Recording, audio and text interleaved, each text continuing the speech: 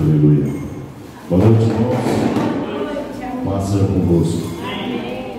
Aproveita que você está em pé, abre a tua Bíblia no livro de Romanos.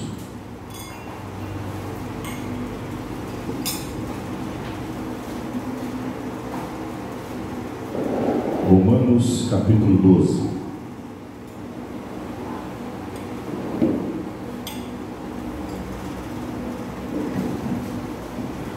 Romanos 12, eu vou ler apenas 2 versículos, verso 1 e 2.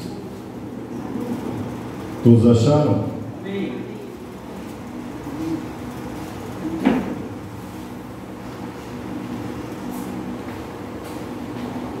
Então diz assim: é um texto bastante conhecido de vocês, que diz assim: rogo-vos, pois, irmãos, pelas misericórdias de Deus, que apresenteis o vosso corpo por sacrifício vivo, santo e agradável a Deus, que é o vosso culto racional. E não vos conformeis com este século, mas transformai-vos pela renovação da vossa mente, para que experimenteis qual seja a boa, agradável e perfeita vontade de Deus. Pai, esta é a tua palavra. Usa a minha vida, Senhor, como instrumento do teu Espírito Santo. Fala a cada coração, a cada alma, a cada vida que aqui está, Senhor. Em nome de Jesus Cristo, Senhor, que o Senhor use a minha vida como instrumento disso, Senhor. Em nome de Jesus. Tudo aquilo que se levanta contra a tua palavra, Deus, caia por terra, Pai, em nome de Jesus, para louvor da tua glória. Pode se assentar.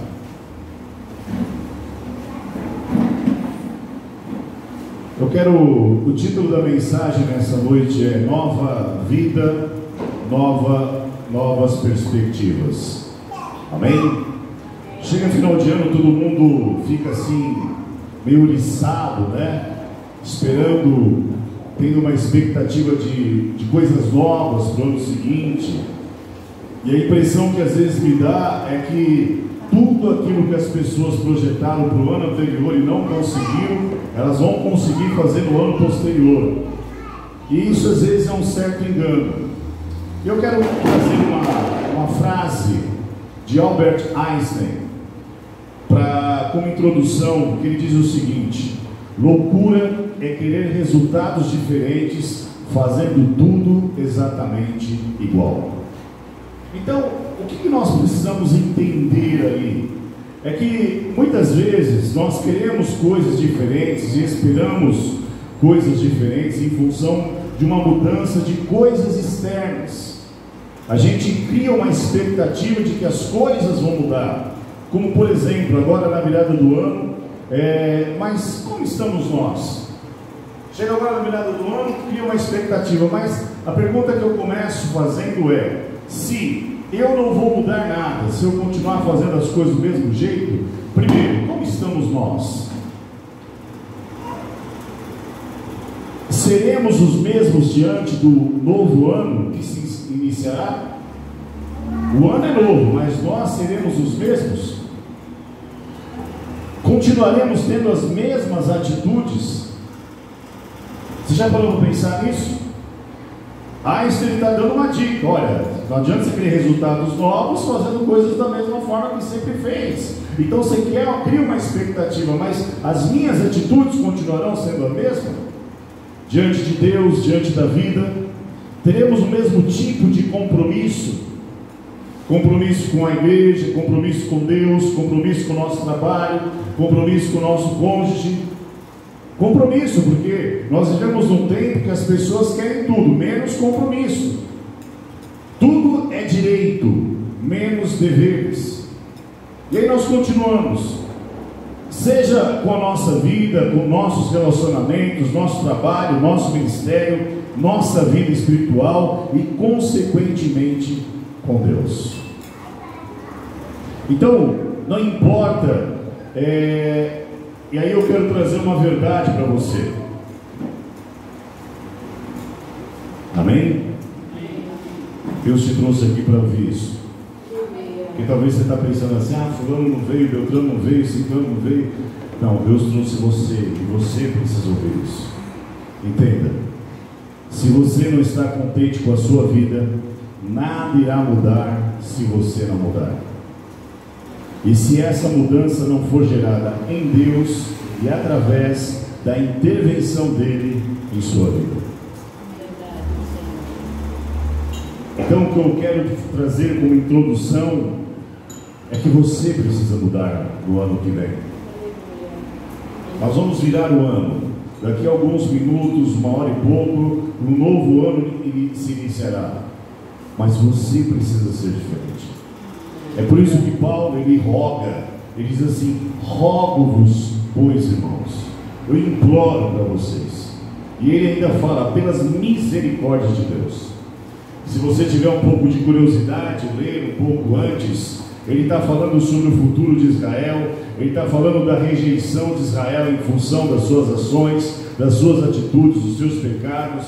Ele está falando das misericórdias de Deus, e ele está falando também da forma com que Deus age. E aí ele faz um apelo para o povo, dizendo: rogo-vos, pois, irmãos, pelas misericórdias de Deus. É como se Paulo estivesse dizendo mais ou menos assim: eu rogo-vos, pois, irmãos, pelo amor de Deus. E aí ele vai dando uma diretriz. E aí eu quero que você lembre também que está em João capítulo 15, verso 5. Quem sabe que está escrito lá sem ler? Sem mim nada podeis fazer. É por isso que domingo eu pregava e dizia: onde Deus está inserido em seus planos, onde Deus está inserido no seu novo ano, a sua vida com Deus será diferente, a sua vida espiritual será diferente, o seu compromisso com Deus, com a sua obra será diferente. Mas por que você está dizendo isso, pastor? Porque a palavra de Deus diz em Mateus 6,33: buscar em primeiro lugar o meu reino, e as demais coisas vos serão acrescentadas. Então eu quero que você entenda alguns pontos aí que Paulo nos ensina nesse pequeno texto, que são verdades profundas e que são muito importantes para o ano que vai se seguir e que iniciará a partir daqui 1 hora mais ou menos. Primeiro ponto: a nossa atitude diante de Deus. Primeira coisa, apresentar-vos.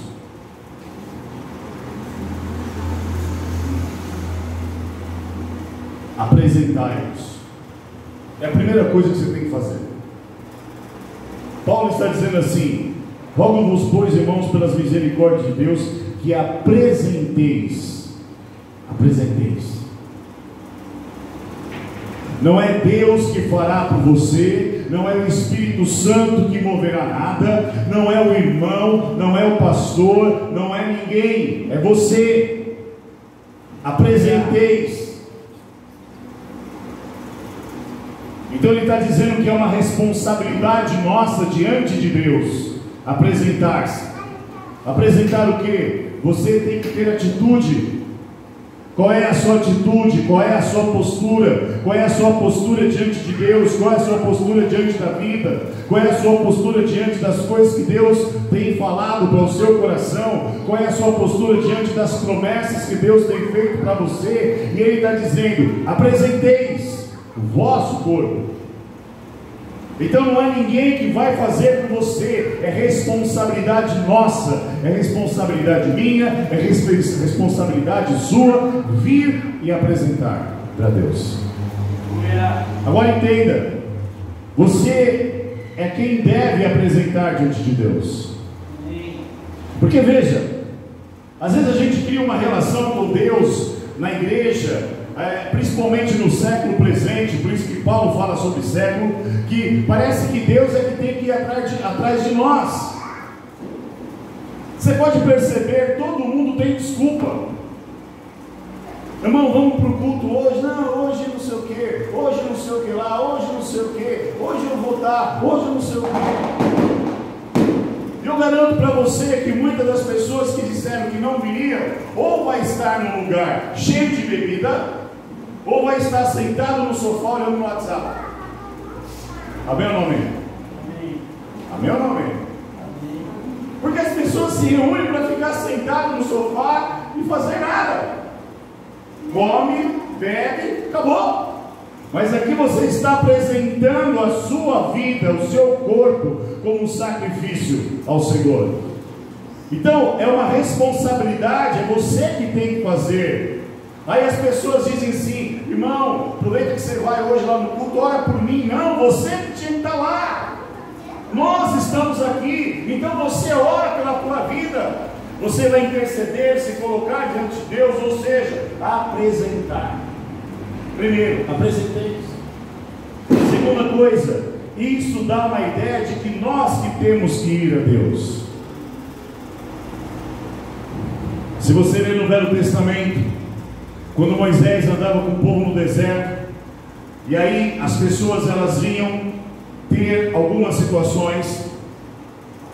Por exemplo, se ela ficasse leprosa, o que ela tinha que fazer? Se isolar, ir ao templo e se apresentar ao sacerdote. Tinha que ir. Quando nós lemos sobre Josafá, quando nós lemos sobre o próprio Neemias, quando nós lemos sobre Davi, quando nós lemos sobre grandes homens de Deus, quando eles estavam em aperto, em situações difíceis, o que eles faziam? Eles iam diante do Senhor, eles iam buscar a Deus, eles iam à presença de Deus, eles iam ao templo, eles iam ao altar, eles iam diante de Deus. Então a segunda coisa que eu aprendo aqui é que isso dá uma ideia de que nós é que temos que ir a Deus. E a gente tem uma ideia de que Deus está em todo lugar. Sim, Ele está em todo lugar. Ele está na minha casa, Ele está no meu trabalho, Ele está em todo canto. Mas eu tenho que ter essa disponibilidade, essa vontade. E é isso que Paulo está falando, essa ideia de vir ao altar de Deus, vir diante de Deus. E aí perceba, aí eu quero que você preste muita atenção no que eu vou te dizer. Nós precisamos ter uma vida de altar. Altar em casa e altar em igreja.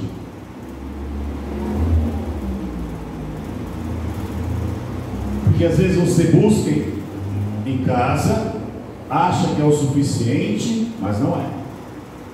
Aqui é o altar de Deus. Salmo 22: contudo tu és santo, entronizado entre os louvores de Israel. Aqui é o lugar onde Deus está, porque a palavra dele diz: onde estiverem 2 ou 3 reunidos no seu nome, e Ele estará presente no meio deles. Então nós temos que ter vida de altar.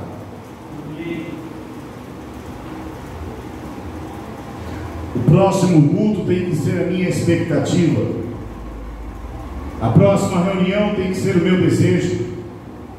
O que diz o Salmo 84? O pardal encontrou casa, andorinha, ninho para si. Eu encontrei os seus altares, Senhor meu e Deus meu. Mais vale um dia, Senhor, na tua casa do que 1000 em outro lugar. Será que esse é o nosso desejo? Será que essa é a nossa vontade?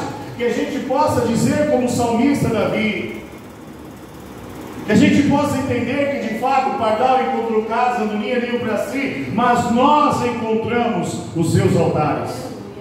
E podemos dizer: Senhor meu e Deus meu. Vida de altar. Precisamos ter a noção de que nós é que dependemos dele. Olha, irmão, eu sei que você já se perguntou sobre isso, mas eu já me perguntei algumas vezes: mas por que eu tenho que ir para a igreja? Mas por quê? Porque simples. Tudo que é fácil demais, nós não damos valor. Mas tem uma coisa que é certa: quando você vem ao altar de Deus, quando você busca, quando você vem à presença de Deus, quando você persevera, quando você põe um propósito, quando você, às vezes sem falar nada com ninguém, começa a orar, interceder, vem, coloca um papelzinho, coloca lá na caixinha, pede para orar, vai orar lá no Vale da Bênção, volta, se tiver monte você vai, vigília, você está ali perseverando e tal, mas quando você recebe a bênção de Deus, isso é algo glorioso. Porque você vê o agir de Deus. E às vezes é um agir que você nem percebe, é num estado, num momento em que você talvez nem imaginaria que Deus poderia fazer, e de repente, é como dizia um cântico antigo, é de repente que acontece, o céu se abre, o Espírito desce, é de repente que acontece. Mas Deus estabeleceu dessa forma, Deus estabeleceu assim, desde os primórdios. Ele estabeleceu o altar, Ele estabeleceu o templo, Ele estabeleceu a adoração, Ele estabeleceu as pessoas, o povo comparecer à sua presença, e é nossa responsabilidade continuar agindo assim. E é isso que Paulo está falando: apresenteis o vosso corpo, ou seja, a sua vida. Então, aí vem uma pergunta: o que nós devemos apresentar? O nosso corpo, ou seja, a nossa própria vida. Porque perceba, irmão, nós precisamos nos entregarmos a Deus sem reservas. Não, eu amo a Deus, mas olha, hoje eu não estou afim de mim. Eu amo a Deus, mas eu me comprometi com tal coisa, mas eu não vou fazer. Eu amo a Deus, aí sempre... Não, você precisa se entregar ao Senhor sem reservas. Porque uma coisa que as pessoas esquecem, a Bíblia nos ensina e mostra que Jesus Cristo é o nosso Salvador, mas Jesus Cristo também é o nosso Senhor. Filipenses diz assim: toda língua confessará, todo joelho se dobrará, e toda língua confessará que Jesus Cristo é o Senhor. Eu sei que a gente pode acumular milhões de coisas, milhões de posições. Eu sei que amanhã eu posso ter uma igreja de 5.000 pessoas. Eu sei que amanhã a gente pode ter, de repente, várias e várias situações na igreja, vários e vários ministérios. Mas por mais que a gente possa crescer, na essência, nós sempre seremos servos, porque Ele é Senhor. É por isso que a Bíblia diz que o reino de Deus não há bárbaro, nem cita, nem judeu, nem grego, porque todos somos só diante do Senhor. Então, o que nós devemos apresentar? O nosso corpo, ou seja, a nossa própria vida. Senhor, está doendo, Senhor, está difícil, Senhor, eu estou passando por uma guerra tremenda, Senhor, o Senhor sabe que o meu coração está despedaçado, mas eu estou aqui apresentando a minha vida como um sacrifício vivo na Tua presença. Muitas vezes a gente vai querer chorar, muitas vezes a gente vai querer até mesmo desistir, muitas vezes a gente vai se sentir fraco, muitas vezes a gente vai se sentir não competente o suficiente para fazer as coisas que Deus colocou diante de nós. Mas o que importa para nós, a nossa parte é nos apresentar e colocar a nossa vida no altar de Deus e apresentar a nossa vida diante do Senhor. Entenda, precisamos nos entregar a Deus sem formalismo.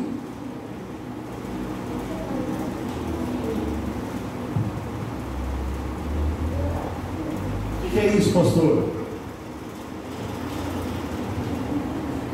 Regrinhas? Pode isso, não pode aquilo? Está cheio de crente aí, irmão, que não pode um monte de coisa, mas o camarada trai a mulher. Está cheio de gente aí, irmão, cheio de crente que não pode milhões de coisas. Mas o camarada chega em casa, quebra a mulher na porrada. Nós precisamos nos entregar sem formalidades. Nós temos que entrar por aquela porta e ter a alegria de estar aqui. Se sentir de dar glória a Deus, dá glória a Deus. Pastor, mas às vezes eu tenho uma vontade de gritar, grita. Pastor, às vezes eu tenho uma vontade de pular, pula. Pastor, às vezes eu tenho vontade de plantar bananeira. Cuidado para não machucar o irmão, mas se for o caso, planta. Porque você está diante do Deus Todo-Poderoso. E aí eu penso em Davi, porque Davi, quando ele conquistava, quando Deus operava na vida dele, a Bíblia diz que ele vinha perante o povo, diante do povo, e ele começava a cantar e pular. E aí Mical, que era sua esposa, o repreendeu. Por que danças que nem um louco no meio do povo? E aí ele repreende a mulher dele e diz: será que eu não haverei de adorar o meu Deus, de adorar o meu Senhor? Ele estava alegre porque Deus era Deus da vida dele. Ele estava alegre porque Deus havia operado. Ele estava alegre porque Deus havia dado vitória. Ele estava alegre porque ele servia o Senhor. É por isso que a Bíblia diz: servir ao Senhor com alegria, apresentai-vos a Ele com cânticos, ou seja, sem formalismo. Nós temos que ter alegria.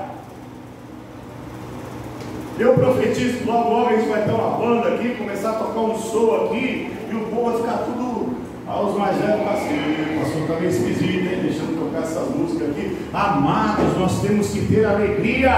Aleluia. Você vai lá em Copacabana agora, 3 milhões de pessoas, todas embebedadas, alegres, felizes dentro do contexto delas, e nós estamos diante do Deus Todo-Poderoso, e por que não nos alegramos? Nós temos a vida em nós.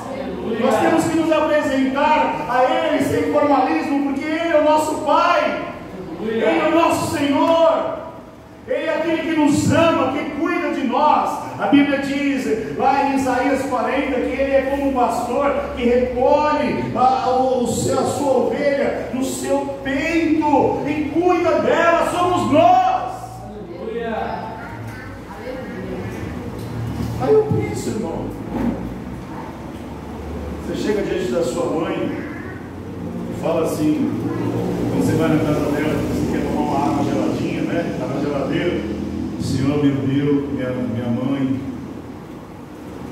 ó Senhora toda poderosa que cuida dessa casa, venho eu perante ti pedir a vós que me deis um pouco d'água. É assim que você faz? Ô mãe, dá um pouco d'água. Se mostrar, irmão, ela vai lá e pega para você, põe no copo, põe até gelinho para você, para ficar mais gelado. Não é assim? Amém. E a palavra de Deus diz que se nós sabemos dar boas dádivas aos nossos filhos, quanto mais Deus. Então por que esse formalismo? Nós estamos apresentando a nossa vida, nós estamos diante do nosso Pai, nós estamos entregando a Ele, nós temos que fazer isso com alegria, com prazer. Eu quero te falar uma coisa muito séria, irmãos. Não importa quem não está aqui hoje. Eu quando fui para a praia, eu fui orar, tirei um tempo para orar, e Deus começou a ministrar no meu coração: Ronaldo, trabalha com quem quer.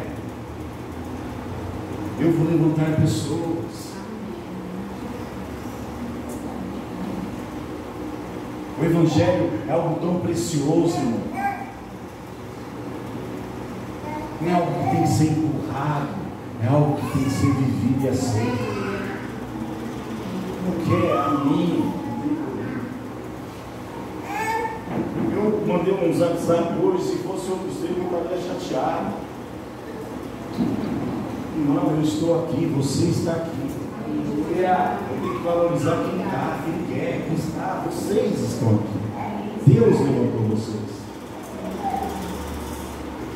Segundo ponto, temos que ter isso racionalmente como um culto a Deus.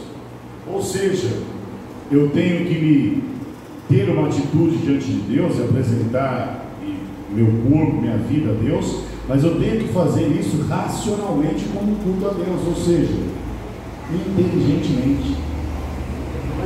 Como? Primeiro, como um sacrifício vivo.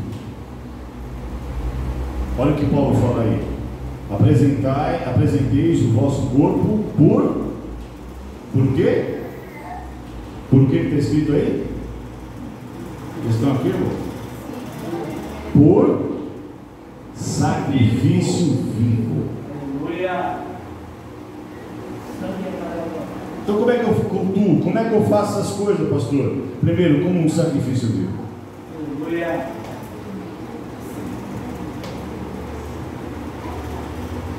Entenda, antes os sacrifícios eram animais, hoje o sacrifício somos nós. Há um cântico, eu não vou lembrar exatamente qual cântico é, mas tem uma parte da música que diz assim: hoje o sacrifício sou eu. eu tenho que me apresentar como sacrifício vivo. Agora, eu quero que você pense comigo. O que é sacrificar? O que significaria para nós? Porque sacrificar nada mais é do que matar. Amém ou não amém? Amém. E aí dói.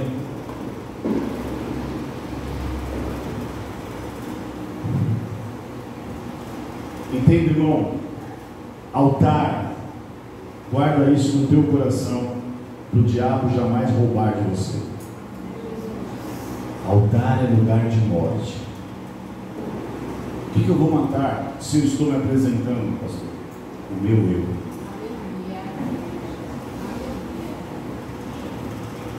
Eu me apresento em todos os cultos, todas as vezes diante de Deus, como um sacrifício vivo, para mortificar o meu eu.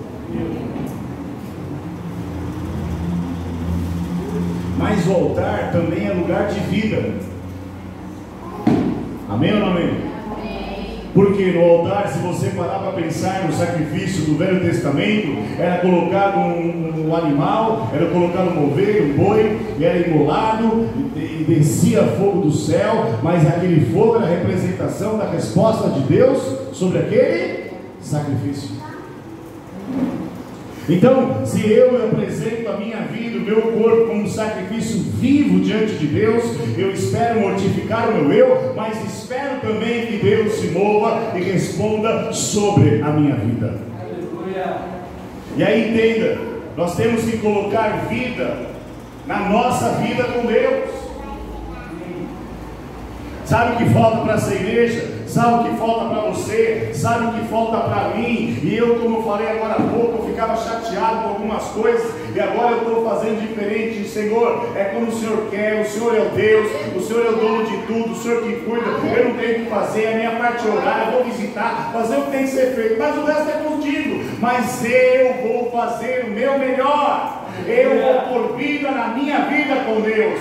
Eu vou estar alegre, eu vou estar feliz, eu vou estar desejoso da presença de Deus. E quando eu estiver na presença de Deus, eu estarei no meu melhor, na minha alegria, dando o meu melhor para Deus. Porque, amados, eu quero que você pense, nós temos que entender, e aí eu vou para a segunda coisa: o sacrifício, ele precisa ser santo.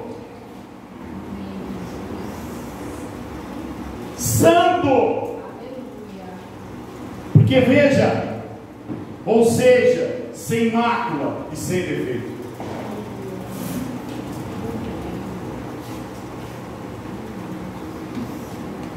Se você der uma lidinha, abra aí comigo. Agora não, depois. Mas ele precisa sempre ser mácula e sem defeito. Por que, irmãos? Porque tem coisas que dependem das minhas decisões.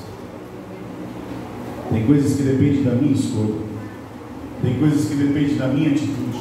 Tem coisas que dependem da minha disposição. Não é de qualquer jeito. Eu tenho que estar alegre, eu tenho que estar feliz, eu tenho que estar na presença de Deus desejoso, mas ao mesmo tempo eu tenho que ter reverência em tudo que eu estou fazendo.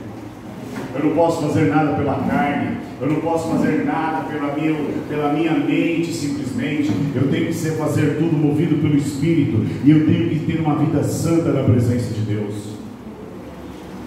Isso quer dizer que se eu pecar, se eu errar, eu vou ao altar de Deus justamente para mortificar o meu eu e pedir perdão dos meus pecados, para que novamente Ele me restabeleça, para que novamente Ele me restaure e eu possa estar em condições de continuar andando com Ele, porque o texto está dizendo sacrifício vivo e santo.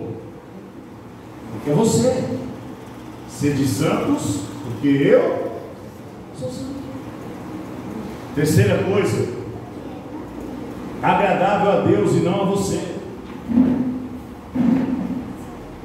O culto para quem que é? O culto para quem que é, irmão? Para Deus. Tem dia que você não vai querer estar aqui. Tem dia que você está no domingo pensando na conta da segunda-feira que tem para pagar e o dinheiro não é o suficiente. Tem dia que você vai estar aqui, o seu filho vai estar lá, sabe lá Deus onde ele vai estar. Tem dia que você vai chegar aqui chateado, chateada, porque você brigou com o seu cônjuge. Tem dia que você vai chegar aqui, porque de repente você vai ouvir coisas que não gostaria de ouvir, está chateado, amargurado no seu coração. Mas eu quero te dizer uma coisa: quando você se coloca na presença de Deus, Deus não tem como não se manifestar na tua vida. Por isso que tem que ser agradável, como um sacrifício vivo, santo e agradável a Deus. Por quê? Abre aí Malaquias 3, Malaquias 1. É o último livro do Velho Testamento, antes de Mateus.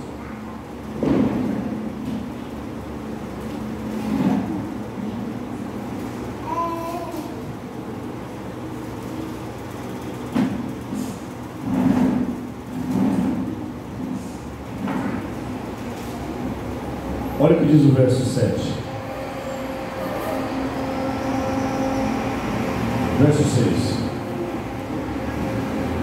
Malaquias 1,6 diz assim: o filho honra o pai, e o servo ao seu senhor. Se eu sou pai, onde está a minha honra? E se eu sou o Senhor, onde está o respeito para comigo? Diz o Senhor dos exércitos a vós outros, ó sacerdotes, que desprezai o meu nome. Vós dizeis: em que desprezamos nós o teu nome? Ofereceis sobre o meu altar pão imundo, e ainda perguntais: em que havemos profanado? Nisto que pensais, a mesa do Senhor é desprezível. Quando trazeis animal cego para o sacrificardes, não é isso mal? Ou seja, um louvor de qualquer jeito, uma adoração de qualquer jeito, uma oferta qualquer para Deus. Como dizia um pastor amigo meu, Deus não é suas negras não.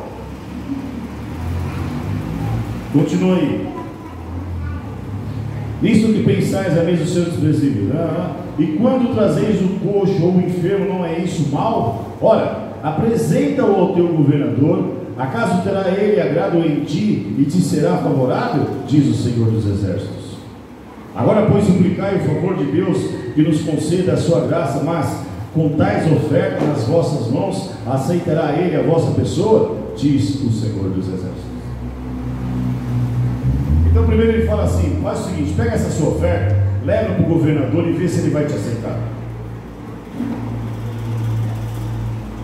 E agora vocês clamam a mim, pedindo meu favor, o perdão dos meus pecados, dos pecados.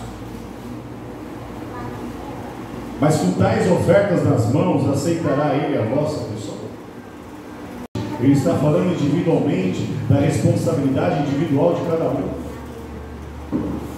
Você não pode terceirizar a sua adoração, você não pode terceirizar a sua disponibilidade, você não pode terceirizar o seu compromisso.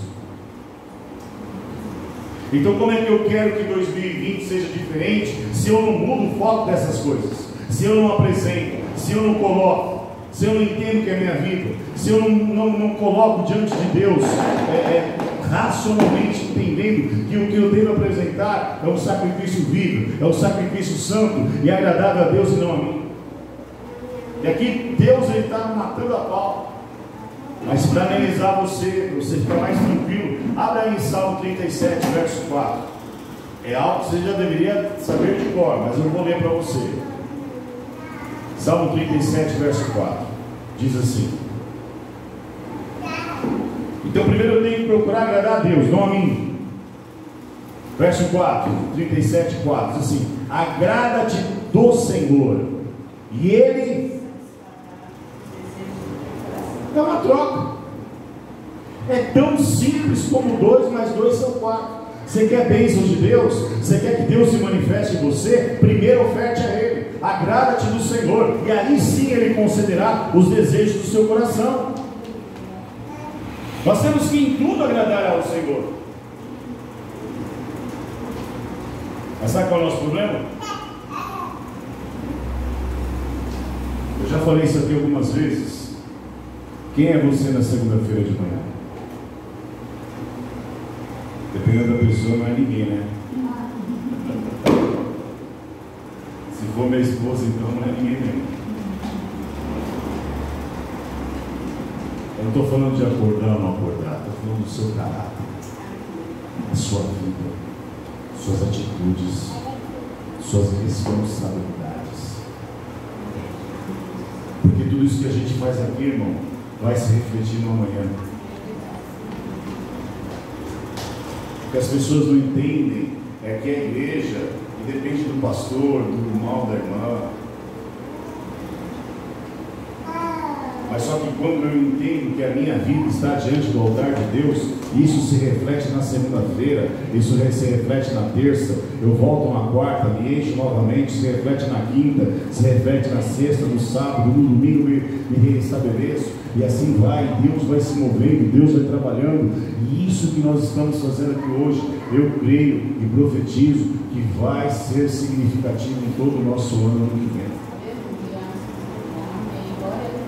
Porque você está entendendo? Apresentei isso. Agora, eu entendo que eu tenho que ter uma atitude diante de Deus. O que devo apresentar? Eu tenho que ter um culto racional. Mas aí vem a terceiro ponto. É a nossa atitude diante da vida. Porque a gente tem uma expectativa, amém ou não amém? 2020.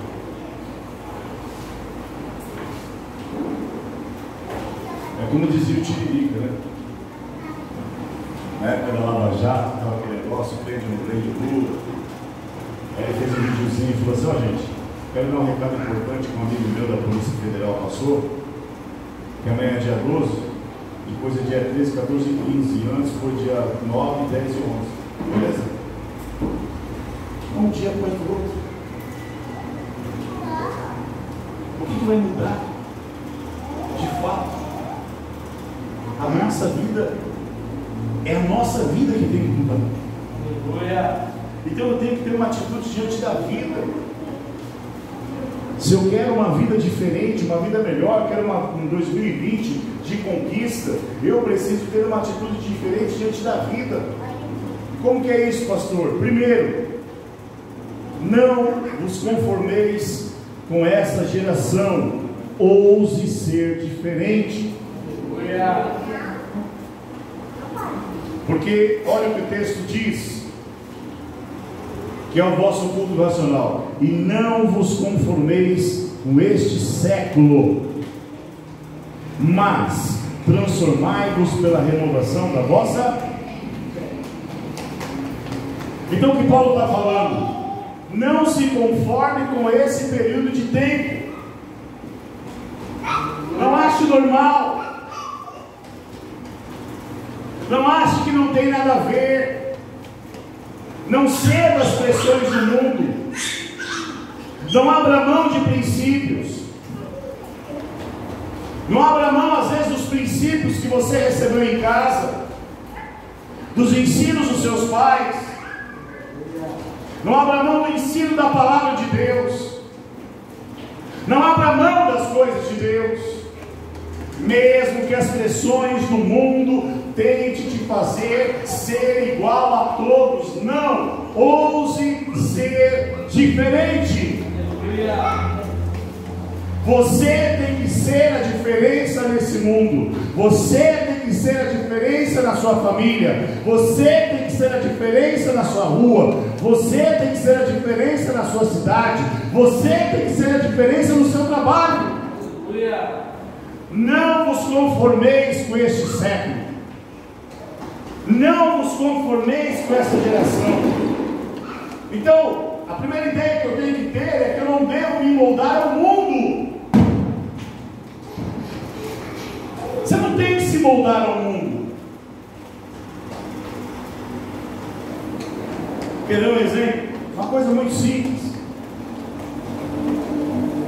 Quem é aqui mais antigo vai entender o que eu vou dizer. Os meus filhos, um tem 27, outro tem 26, os outros dois têm 26 anos. Onde eles me veem, pensa, pai. Pensa, pai. Deus te abençoe. Mas qual foi o princípio que eu ensinei para eles? Pede a bênção, porque toda vez que o seu pai e sua mãe te abençoam, você está sendo abençoado por Deus. Porque o seu pai e sua mãe estão profetizando sobre a tua vida. Hoje em dia, se alguém de repente olha, percebe isso aí e fala: oxe, esse povo vai vir do interior, veio lá de Apiaí.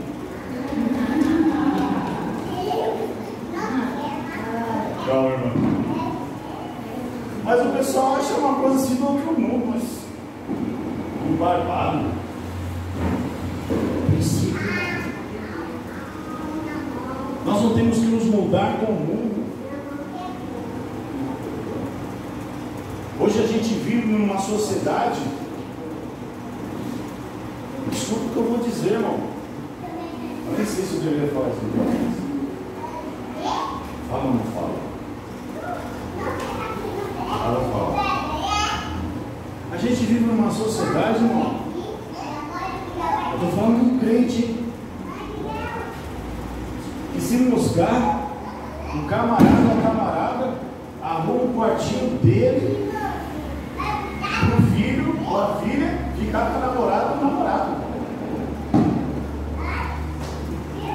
Aí você questiona: não, eu prefiro que esteja debaixo dos meus olhos, porque no mundo é diferente.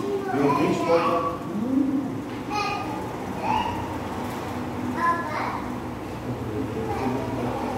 Uma coisa que me irrita é ver filho chegando pro pai e pra mãe: ô velho, pai, mãe. São concessões, são aberturas. Aí a gente questiona e fala assim: não, o mundo mudou, né? O mundo mudou, mas Deus não mudou, amados. A palavra continua sendo a mesma. O Deus continua sendo santo. Ele não se molda ao mundo e nós não temos que nos moldarmos. Nós achamos natural no tempo presente, para não falar de coisas de comportamentos pessoais, no tempo presente a igreja servir de ponto de lavagem de dinheiro de gente corrupta. Oh, pastor, existe. É por isso que Paulo fala assim. E veja, Paulo, ele era um homem tão sábio, tão tremendo, tão usado por Deus, que numa certa passagem ele vai e reúne os presbíteros em Éfeso, e ele fala assim: olha, o rosto que vocês veem, vocês não verão mais. Então fiquem firmes, se preparem, porque virão lobos e entrarão no meio de vocês, com falsas doutrinas, com falsos ensinamentos, e eles corromperão vocês se vocês não estiverem firmes. E isso acontece hoje, irmão. Então, se de repente a gente procura usar de seriedade, pegar o evangelho puro de uma forma simples, de uma forma clara, nós somos os antiquados, porque nós não nos moldamos. Nós não temos que nos moldar. E eu repito, digo diversas vezes: tem coisas que vocês veem em outras igrejas que aqui vocês não verão. Aleluia. E eu não estou preocupado, porque antes de querer agradar a você, eu tenho que agradar a Deus. Aleluia. E Paulo está dizendo: não vos conformeis com este século, não vos conformeis com esta geração. Se eles estão andando por um caminho onde há muita abertura, onde o mundo ele vai impulsionando a igreja, ele vai pressionando a igreja. É o contrário hoje, irmão. Não é a igreja que influencia o mundo, é o mundo que influencia a igreja.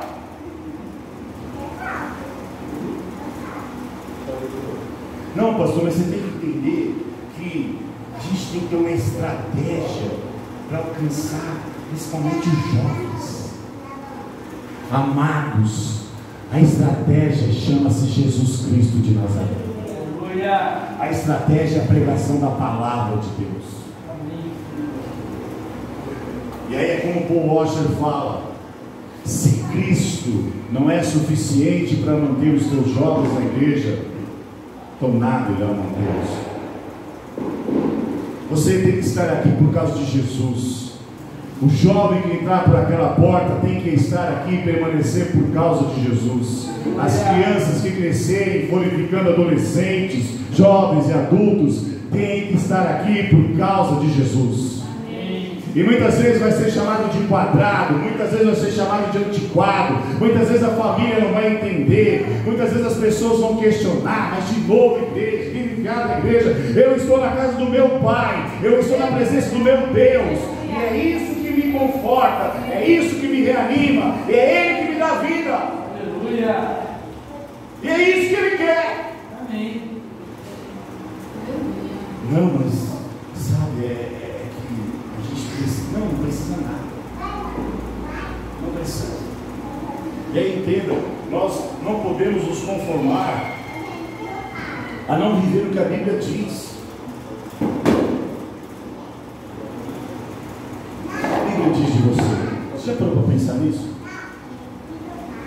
O que a Bíblia diz de você? Ah, pastor, eu não sei nem falar. Pastor, eu não sei ler a Bíblia, mas você sabe ouvir. Olha o que a Bíblia diz sobre você. Vós sois raça eleita, sacerdócio real, nação santa, propriedade exclusiva do Senhor, a fim de proclamarmos as grandezas daquele que nos chamou das trevas para a sua maravilhosa luz. Só aí já chega, só aí já basta aqui. Colossenses 1:3, o que diz lá? E Ele nos transportou do espelho das trevas para o reino do Filho do seu amor.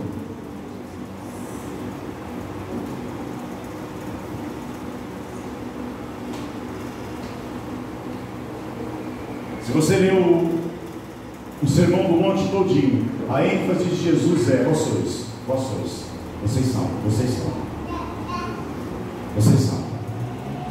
São o que, pastor? Luz do mundo, sal da terra. Bem-aventurados, felizes, vocês são. Como assim, pastor? Luz do mundo. E aí Jesus mesmo disse: você pode pegar um candeeiro e enfiar debaixo da cama e não ser visto? Pode, irmão? Quem sabe aqui o que é um candeeiro? Você pode até tentar esconder debaixo da cama, ele vai iluminar as trevas. Pode você esconder uma cidade no alto de um morro iluminada?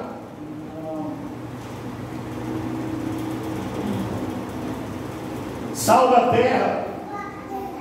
Você é alguém que dá sabor, que dá vida, a vida de outras vidas. Pense, irmão. Quando o bicho pega para algumas pessoas da sua família, o negócio está lá, tudo preso, tudo virado na giraia, um querendo matar o outro, dando cambalhota, capoeira, rabo de arraia, e o bicho pega para tudo quanto é lado. Para quem que eles ligam? Para quem que eles pedem oração? Por quê? Porque você é sal da terra. Para de se diminuir. Para de não se encarar como de fato a Bíblia diz que você é. A Bíblia diz que você é mais do que vencedor.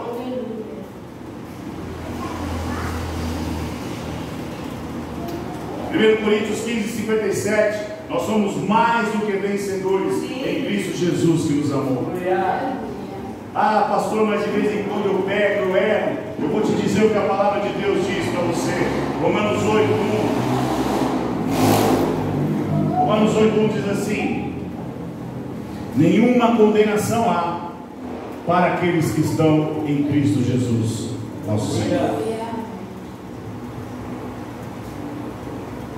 Será? Eu vou dizer para você uma experiência de Martinho Lutero, o pai da reforma protestante. Ele dizia o seguinte: uma vez ele estava orando e Deus deu para ele uma visão. E eu chegava para ele e dizia: ah, mas você fez isso, você fez aquilo, você fez aquilo outro, você fez aquilo, você fez aquilo outro. E ele já falava assim: já acabou? Não, tem mais. Você é safado, meu Martinho Lutero. Você agiu assim, tinha que estar um pouco, tal dia você fez tal assim, assado. E Martinho Lutero lá ouvindo, ele falou: tem mais? Agora acabou. Aí Martinho Lutero virou para Satanás e disse assim: Satanás, olha na minha testa. Sobre a minha vida, eu tenho o sangue de Jesus Cristo e nenhuma condenação há sobre mim. Então começa a viver e ser o que a Bíblia diz que você é. Toma posse. Para de acreditar nas pessoas, mesmo que seja o seu cônjuge, mesmo que seja o seu pai, mesmo que seja o seu pastor. Viva o que a Bíblia diz que você é. Ponto. Quer ver uma outra coisa? Promessa. Imporão as mãos sobre os enfermos e eles serão curados. Em meu nome expulsarão demônios. Pastor, estou com um probleminha aqui. O que eu faço? Aconteceu isso já, irmão. Estava lá no Garjaú, lá na Belmira Maria. Aí o irmão me liga: pastor, está onde? Estou longe, irmão. Estou bem longe. O que foi? Fulano está endemoniado. Eu falei: irmão, lascou, se vira aí. Até eu chegar no tempo, eu não sou Superman, não dá para falar, não. Mas ele está querendo tudo. Em nome de Jesus, ora por ele. Aí eu chamei um irmão: irmão, dá para sair da casa de fulano? Dá. E foi. Por quê? É no nome do pastor? É em nome de Jesus. Não nos contentar em não viver as promessas de Deus. Salmo 127: bem-aventurado o homem que confia no Senhor. A sua mulher será como uma árvore frutífera, os seus filhos serão como flechas, a sua aljava.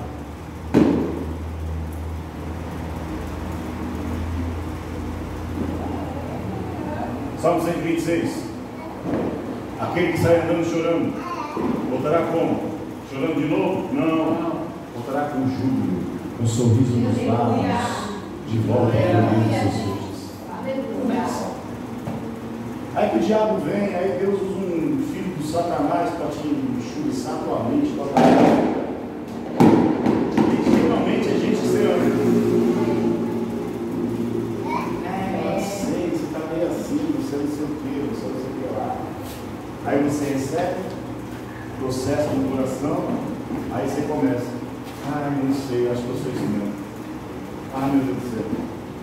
Jesus. Não, irmão, você é o que a Bíblia diz que você é.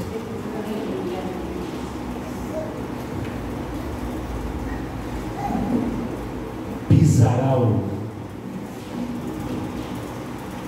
todo o poder do inimigo, nada lhe fará dano algum. Glória. Acabou. Segunda coisa, transforme sua mente. Qual que é a minha atitude diante da vida, pastor? Transforme sua mente. O segredo é tua mente. Não tem como você ter mudanças se a sua mente não mudar. É o que Paulo está falando: não vos conformeis com este mundo, mas transformai-vos pelo quê? Pela renovação da vossa mente. Você tem que começar a pensar diferente, projetar diferente, acreditar diferente. Eu já falei aqui: você vai começar um negócio, o primeiro a profetizar a derrota é você. Eu vou fazer isso aí, mas eu não sei se vai dar certo. Eu não sou capaz, eu não consigo, eu tenho tudo, mas está tudo errado, eu não sei. Eu vou tentar, mas eu acho que vai ser mais uma tentativa. Não, irmão. Põe Deus no negócio, põe a tua mente para funcionar, pede sabedoria para o Senhor. Olha para José. José não perdia oportunidade. Onde ele chegava, ele liderava, mas porque ele tinha uma mente renovada, ele tinha uma mente sonhadora, ele tinha uma mente que projetava. E eu quero dizer uma coisa para vocês: olha para mim, sério, é isso que é 2020 diferente? Começa a projetar coisas grandes diante de Deus. E quando você projeta coisas grandes, você está dizendo que o teu Deus é grande. Você está dizendo que o teu Deus, que é grande, pode. Você não pode, mas ele pode. É por isso que eu tenho projetado para essa igreja coisas tremendas, maravilhosas. Talvez nem todo mundo está no compromisso firme, é só olhar para nós aqui hoje, mas Deus vai usar você para levantar outros, e esses outros que forem levantados, eles vão permanecer, e virão mais outros e outros, vai ficar pequeno esse troço aqui, em nome de Jesus. E eu não deixo de orar para aquele salão que tem ali em cima, eu não deixo de orar. Pastor, mas lá é grande? É grande, e Deus vai pôr gente na nossa vida para a gente poder estar lá em nome de Jesus. Aleluia. Ele pegou lá na praia,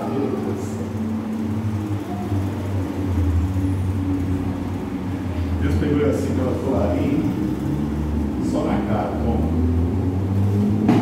olha lá, fica ligeiro. Aí chegou uma hora e falei, Deus, bate mais cara. Porque eu tenho que mudar minha mente.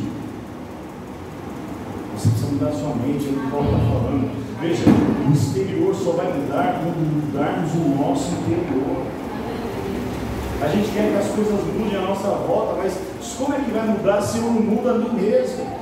Se eu não mudo a minha mente, minha forma de pensar, se eu não consigo pegar a palavra, introjetar dentro do meu pensamento e a partir disso agir, eu não faço. Então eu quero mudança como? Como que eu quero 2020 diferente? Eu tenho que pegar essa palavra, introjetar na minha mente, deixar ela permear meus pensamentos e começar a projetar. E se você está duvidando, pense em Neemias. Falei sobre Neemias 1, mas depois, se você ler no capítulo 2, irmão, ele pediu para Artaxerxes, foi duro. Primeiro que ele não podia chegar com a cara semblante caído, porque ele poderia ser morto. Porque Artaxerxes poderia pensar que ele estava conspirando contra o reino. Aí Artaxerxes, o que você tem? O que está acontecendo? Meus pais. Mas ele já tinha um plano, ele já tinha pensado o que ia falar, ele já tinha pensado o que ia fazer, ele já tinha pensado o que ia pedir, e ele projetou e foi e fez, e pediu, porque a mente dele era diferente. Toda a base de mudança começa de dentro para fora, dentro para fora. Você quer que tua casa mude? Mude você. Você quer que teu marido mude? Comece a mudar você. Você quer que teu filho mude? Mude você primeiro. Até tem uma historinha rápida do pastor Cláudio Duarte, que numa casa tinha a mãe era uma cavalo, o pai não era, aí morava a sogra era pancada para tudo quanto era lá, o filho era drogado, e a minha menina era prostituta assim, agradável, né? Se prostituía demais. Aí o pastor chegou e falou assim, o menino pediu uma reunião com o pastor, falou, pastor, minha casa é assim, assim, assado, mas Deus me deu uma visão. Visão, irmão, que visão? Então, eu disse que uma dessas pessoas pode ser Jesus. Aí o pastor, é verdade, pode ser. Ele falou, mas não é possível, pastor. Jesus não pode ser minha sogra, aquela mulher lá, não. Jesus não pode ser minha mulher, porque aquela mulher parece uma cobra, só pode querer me matar. E meu filho então, que é um drogado? A minha filha nem vou falar, pastor. Não, mas Jesus de repente pode ser uma dessas pessoas assim, sabe por quê? Porque você quer mudança, mas de repente depende do jeito. Como é que você trataria Jesus? Aí a gente ficou pensando, então faz o seguinte, faz uma reunião na tua casa, conta a tua experiência, vê que conclusão que você chega. Que ele reuniu a família e tal. Deus me deu uma visão, só que minha mente está meio assim e tal, porque não é possível, não pode ser um de nós. Aí o filho falou assim, pai, eu acho que é a avó, hein? Como assim, filho? A avó é mais velha entre nós, só pode ser Jesus. Aí ele olhou e falou, sabe que você tem razão? Aí o que aconteceu? Ele começou a tratar a sogra diferente. Ele começou a tratar a sogra como ele trataria Jesus. Aí Aí a sogra começou a tratar ele bem. Aí a esposa, vendo como ele tratava a sua mãe, começou a tratá-lo bem. Aí os filhos, vendo toda aquela harmonia, começaram a ficar diferentes. Mas tudo por causa de quê? De uma mudança de dentro para fora. É por isso que Jesus diz assim: tratai os outros como vocês gostariam de tratar. Agora eu quero que você entenda que o termo grego para transformação aqui é o mesmo termo grego usado para transfiguração. Quando da transfiguração, o que ocorreu? Eles, na sua essência, eles brilharam, eles ficaram transfigurados. É como se eles estivessem aqui manifestando a essência de cada um deles. Então nós temos que manifestar a nossa essência na vida, na nossa conduta, na nossa forma de ser no nosso dia a dia. E aí eu quero que você pense, quando Jesus mandou Pedro jogar um anzol e tirar um peixinho, para pensar, você, ser humano, não ficaria entalado com um peixe na garganta? Amém ou não amém? Imagina um peixe. Talvez você tenha algo de tão valor dentro de você, que está sufocado na tua garganta, que precisa ser posto para fora. Talvez Deus te dá palavras para dizer para as pessoas e você fica com medo, mas isso talvez seja o obstáculo que está na tua garganta, que Jesus quer trazer para fora para poder abençoar a outros.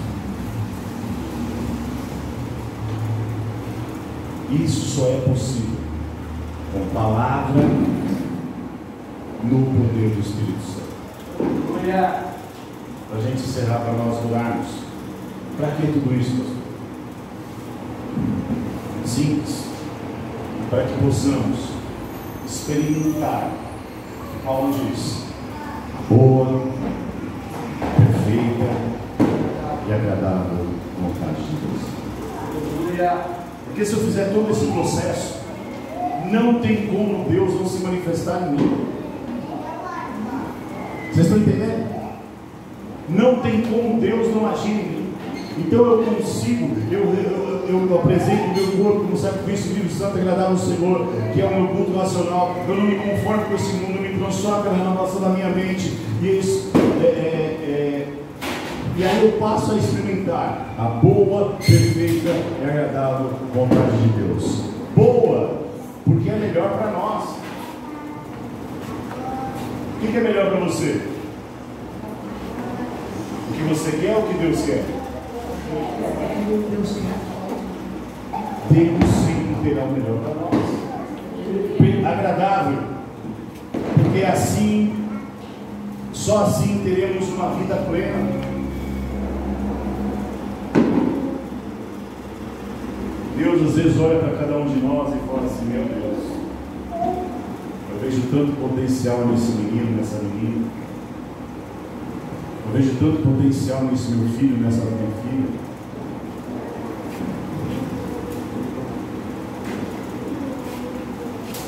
E eu quero que você pense, por que era quando Elias fugiu da presença de Deus para uma caverna? Deus foi ao encontro de Elias. Veio o terremoto, veio o vento, mas Deus se manifestou com uma brisa suave. Deus é um Deus agradável. Deus não é um Deus chato. Deus não é chato como nós. Eu olho para Jesus, Jesus é um cara tão gente boa, gente. Jesus não tinha crise.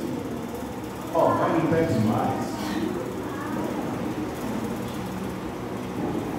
Jesus gerava as crises, não ficava aprofundando o debate, já desenrolava logo. A gente não. Calvinismo, minha inimizade, você tem essa aquela. Aí vai para a internet, que pode,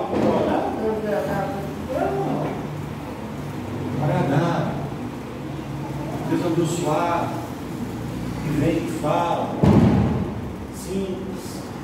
Por isso que ele diz assim: sede simples como a pomba, prudente como a serpente. Pare de enrolar, seja claro e perfeita, porque isso só é possível em Deus. Você quer ter um 2020 diferente? Então peça para Deus te ajudar a pôr em prática essa palavra na tua vida a partir de hoje, em nome de Jesus. Que você se apresente diante de Deus, atitude, se apresente a Ele, tenha um culto racional e tenha uma atitude diferente diante da vida. Amanhã de manhã você vai acordar. Os problemas continuarão talvez sendo os mesmos, mas eu quero crer no meu coração que você não será mais o mesmo. Você não será mais o mesmo. Você será diferente.